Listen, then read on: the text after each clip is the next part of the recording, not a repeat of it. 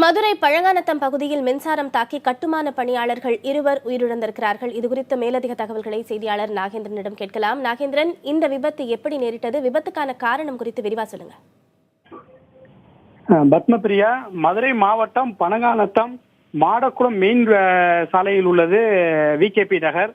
இந்த விகேபி நகர் உள்ள அன்னபூரணி என்பவருடைய வீட்டிற்கு கட்டுமான பணிக்காக இந்த காலை சென்றிருந்த கட்டுமான தொழிலாளர்கள் சண்முகம் மற்றும் ராமச்சந்திரன் அந்த அன்னபூர்ணியின் வீட்டின் மாடியில் கட்டுமான பணிக்காக சென்றிருந்த போது அந்த வீட்டின் அந்த மாடி கதவு இரும்பு கதவை திறந்த போது மேலே உயரழுத்த மின்கம்பி தாழ்வாக சென்று கொண்டிருந்தது. அந்த கம்பியில் இந்த கதவு பட்ட போது அதனால் மின்சாரம் தாக்கி இந்த இரண்டு ஊழியர்களும் கட்டட தொழிலாளர்கள் இரண்டு பேரும் சம்பவ இடத்திலேயே உடல் கருகி உயிரிழந்துள்ளனர்.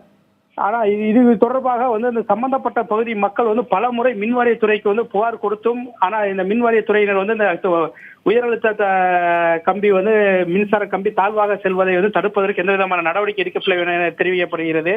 மேலும் இன்று காலை இந்த இரண்டு பேர் உயிரிழந்தது தொடர்பாக தகவல் அறிந்து சம்பவ இடத்திற்கு உடனடியாக வந்த மதுரை எஸ்எஸ் காலனி காவல்துறையும் திடீர்நகர் தீயணைப்பு துறையினரும் உடலை மீட்பதற்காக மின்சார இணைப்பை துண்டிப்பதற்கு மின்வாரியத்துறைக்கு தகவல் கொடுக்கப்பட்டும் 1 மணி நேரத்திற்கு மேலாக கால தாமதமாக மின்வாரியத்துறையினர் அந்த மின் இணைப்பை துண்டித்த பின்னர் தான் அந்த இரண்டு தொழிலாளர்களின் உடலை காவல்துறை மற்றும் தீயணைப்பு துறையினர் கைப்பற்றி பிரேத பரிசோதனைக்காக மதுரை அரசு மருத்துவமனைக்கு அனுப்பி வைத்துள்ளனர்.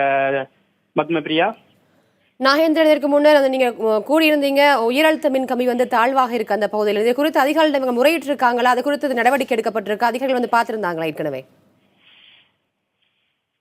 கண்டிப்பா இப்ப பார்த்தோம்னா இப்ப அந்த மதுரை பழங்கானத்தம் விகேபி நகர் பகுதியில் இந்த மின் உயரழுத்த மின் கோபுரம் அந்த மின் கம்பிகள் தாழ்வாக அந்த வீட்டுகளின் மேல் உரசி செல்லும் வகையில் தான் இருக்கிறது. அதனுடைய வீடியோ காட்சிகள் நம்ம பார்க்கலாம். அதை எடுத்து அனுப்பியிருக்கோம், அதிலே பார்க்கலாம். அந்த கம்பிகள் ரொம்ப தாழ்வா போகுது. இது தொடர்பாக கடந்த 6 மாதங்கள்ல இருவேறு விபத்துகள்ல 2 பெண்கள் உட்பட மொத்தம் 3 பேர் மின்சாரம் தாக்கி உயிரிழந்திருக்காங்க. இது குறித்து அந்த பகுதி மக்கள் பல முறை இந்த மின்வாரியத்துறை அதிகாரிகளுக்கு நேரடியாகவும் புகார்கள் மூலம் தெரிவிக்கப்பட்டும் அந்த சம்பந்தப்பட்ட அதிகாரிகள் எந்த விதமான நடவடிக்கை எடுக்காதால் தொடர்ந்து உயிர் பலி ஏற்பட்டு கொண்டிருப்பதாகவும் அந்த பகுதி மக்கள் மின்வாரியத்துறையினர் மீது குற்றம் சாட்டியுள்ளனர். உரிய நடவடிக்கை எடுக்க வேண்டும் எனவும் அவர்கள் கோரிக்கை வைத்துள்ளனர். சத்திகா, நாகேந்திரன், இந்த விபத்து குறித்து தகவல் தெரிவிச்சும் 1 மணி நேரம் தாமதமா தான் மின்வாரிய அதிகாரிகள் வந்ததா நீங்க சொன்னீங்க. தாமதமா வந்ததுக்கான காரணம் ஏதேனும் அவர்கள் சொல்லியிருக்காங்களா? அவங்க கிட்ட உங்களால பேச முடிஞ்சதா? இல்ல கண்டிப்பாக அவர்கள் தொடர்பு கொள்ள முடியல. நம்ம முதற்கட்டம் இந்த 2 பேர் சம்பவ இடத்திலேயே கட்டுமான தொழிலாளர் உயிர் இருந்தது உடலை கைப்பற்றி காவல்துறை பிரேத பரிசோதனைக்காக உடலை அரசு மருத்துவமனைக்கு கொண்டு செல்வது, மேலும் காவல்துறை அடுத்த கட்ட விசாரணை மற்றும் வழக்கு பதிவு, இது தொடர்பான அந்த செய்திகளை நம்ம சேகரித்து வந்திருக்கிறோம். இதனால் அந்த மின்வாரிய துறையினர் மீண்டும் தொடர்பு கொள்ள முடியவில்லை. ஆனால் அவர்கள் அலட்சிய போக்காகவே இந்த பகுதியில் செயல்பட்டு வருவதாகவும் இவர்களுடைய அலட்சிய போக்கும் இந்த கவனக்குறையுமே இந்த தொடர் விபத்துகளுக்கு காரணம் எனவும் அந்த பகுதி மக்கள் தெரிவிக்கிறாங்க.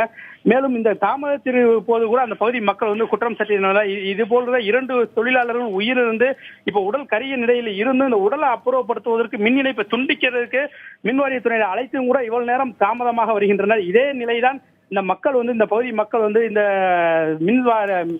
உயரழுத்த மின்கம்பி தாழ்வாக செல்வது குறித்து புகார் கொடுத்தாலும் இதே மந்த கதியில் இந்த அதிகாரிகள் செயல்படுவதாகவும் இந்த ஊழியர்கள் மெத்தன போக்காக செயல்படுவதாகவும் குற்றம் சாட்டியிருக்காங்க. பத்மபிரியா.